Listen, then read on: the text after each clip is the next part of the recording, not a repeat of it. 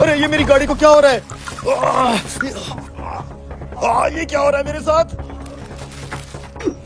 ए भाई बाहर निकल के देख, गर्मी की वजह से हमारी गाड़ी पिघल के गिर रही है। अबे वो छोड़, तू ये न्यूज़ सुन।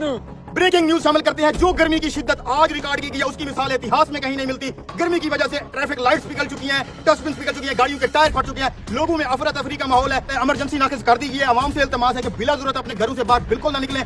अरे यार ये सब क्या हो रहा है? अब हम सब बाहर कैसे निकलेंगे? मुझे एक जरूरी काम भी है, मेरा जाना बहुत जरूरी है। अबे तू पागल हो गया? बाहर सूरज आग बरसा रहा है, आग। बाहर जाना खतरे से खाली नहीं है। लेकिन यार अगर मैं बाहर ना गया तो मेरा बहुत बड़ा नुकसान हो जाएगा। अब मैं क्या करूँ?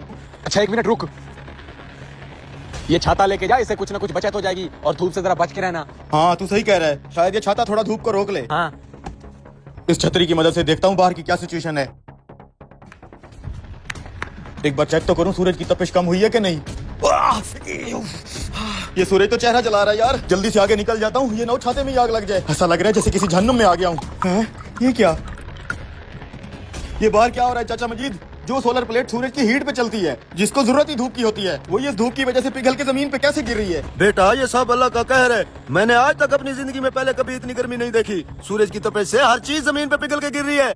अल्लाह खैर करेगा चाचा, लेकिन जरूर इस मसले का कोई हल तो होगा। आज अगर इस मसले का हल ना ढूंढा तो इस गर्मी से सब खत्म हो जाएगा। मसले का हल क्या ढूंढेगा बेटा? वो तो नहीं पता चाचा, लेकिन जरूर इस मसले का कोई हल तो मैं ढूंढ ही लूंगा। ऐसे हाथ पे हाथ रख के बैठने से कुछ नहीं होगा। मैं भी तेरे साथ चलता हूँ बेटा। आजो फिर चाचा।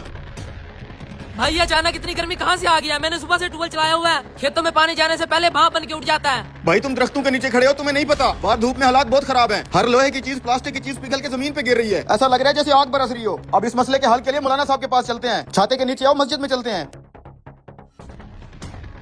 इमाम साहब बाहर के हालात तो आपने भी सुन और देख लिए होंगे, कहीं हम पर अल्लाह का अज़ाब तो नहीं आ रहा? इतनी गर्मी है कि हर चीज पिघल के गिर रही है। पूरे मुल्क में अफरा तफरी मची हुई है। इस शदीद गर्मी की वजह से लोग अपने घरों से बाहर नहीं निकल पा रहे, ना ही कोई कारोबार कर पा रहे हैं। अब आप ही इसका कोई हल बताएं। इंसान कितना खुदगर्ज है, सारी जिंदगी गफलत में गुजार देता है, थोड़ी सी सख्ती आने पे चलाने लगता है। हालांकि ये सब कुछ जो बाहर हो रहा है हम इंसानों को ही किया जा रहा है। वो कैसे मौलाना साहब? हर साल हम इंसान चंद पैसों की खातर लाखों दरख्त काट देते हैं। तुम्हें पता है एक दरख्त कितनी ठंडक रखता है? जैसे फिजा में तो एयर कंडीशन ऐसी चल रही हो, वो भी फ्री में बगैर बिजली के। ये है मेरी अल्लाह की कुदरत। इसका मतलब है मौलाना साहब ये जो इतनी गर्मी हो रही है दरख्तों की कमी की वजह से हो रही है। लेकिन इस मसले का आप क्या करेंगे मौलाना साहब? हम बाहर कैसे निकलेंगे?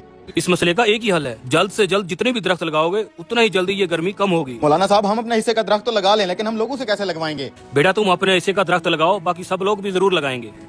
बात तो ठीक है भाइयों, अब भी अगर हम दरख्तों को काटते रहेंगे तो ये दुनिया इधर ही जहन्नम बन जाएगी। दोस्तों जब आखिरी दरख्त कट जाएगा, आखिरी मछली पकड़ी जाएगी और दरिया आलूद हो जाएंगे, तब हमें एहसास होगा कि करेंसी नोट ना खाए जा सकते हैं और ना ही पिए। दरख्त लगाना सिर्फ नेकी ही नहीं, हमारी आने वाली नस्लों का हक है। आए आज मिलकर एक दरख्त लगाएं और कल का बेहतर पाकिस्तान बनाएं।